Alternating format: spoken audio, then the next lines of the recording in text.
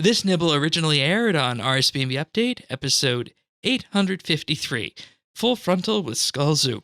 Time to dive right in and, let's just make it be known here. I'll say it again. Deaths are not safe. You're going to find checkpoints on waves 6, 11, 16, and 17. And there's a chest mechanic for drops, kind of like you have in the Elite Dungeons. And in terms of gear, I'm using the Tier 90 wand with the Tier 88 ports offhand, 2 pieces of ports, tank armor for animate dead usage, an obsidian helmet, ganodermic boots, cinder banes. I think that's generally an accessible level of gear. Tanis used Masterwork, I assume? Yep. All right. Sphere of Annihilation, but I carried magic for the Jads. Right, fair enough. Which I wish... That was the one nice thing about the kiln, with the obsidian. All you had to do was bring your staff and a helmet. And yeah. I am so using I an did lose obsidian some. helmet, I will say that. Zant, what did you use? My first kill was in Pernix, and then between that and the second kill, I upgraded to Sirenic and transferred all my perks over. So, Oh, wow. Nice. All right. Taxi? Same thing, tank armor? I did magic tank armor for my first 20 kills. I really think that's probably, if you're looking to get into this, that's a great way to learn, is even just Ganodermic, if you can throw some perks in there, like Enhanced Devoted is good enough. But of note, I think everybody who isn't using 3 pieces of Crypt Bloom armor should have the Obsidian Helm on. And if you have the extra TzKal sitting around, because this thing just drops a ton of TzKal, should donate it to the coffer in the Fight Cauldron, which will increase your damage. So it effectively adds it pretends you're wearing an extra piece of obsidian armor with 10% damage reduction on it. So wearing only the helm with that coffer, you can get 19% damage reduction just from the helm.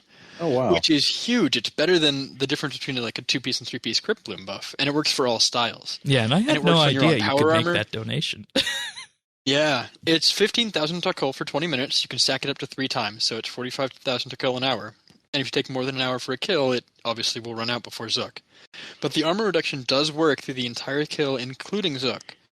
And but the helms, they do not give an accuracy boost versus Zook, but they do for the waves.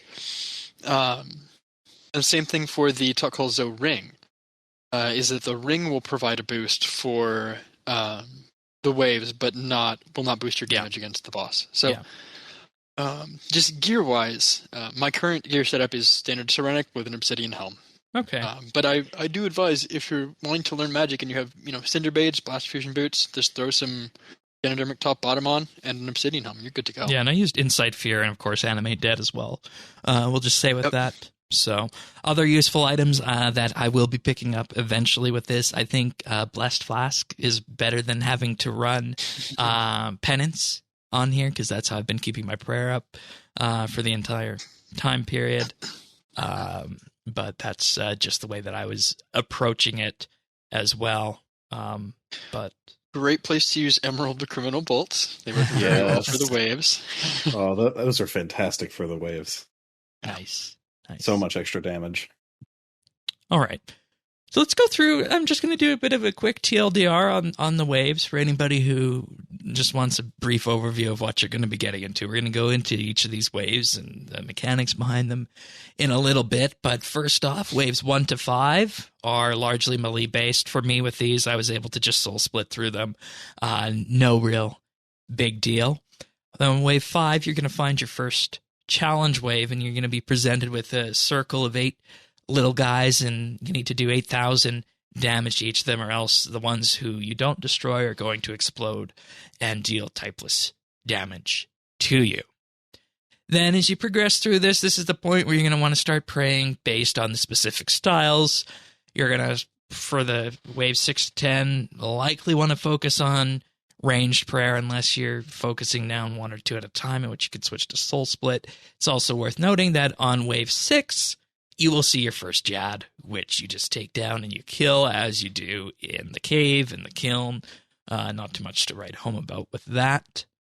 We also, of course, have 2 Jads on wave 11 and another challenge wave on 10 as well, which the one on 10 is slightly more complicated, but we'll get to that in just a moment. Then waves 11 to 15 are largely magic-based, and then you're going to, of course, swap to Soul Split if you're only facing a few of them. Then on wave 16, 3 Jads at one time. You're going to want to safe spot these. We'll have more on that in just a minute. Wave 17 is Hurricane, and wave 18, of course, is Zook.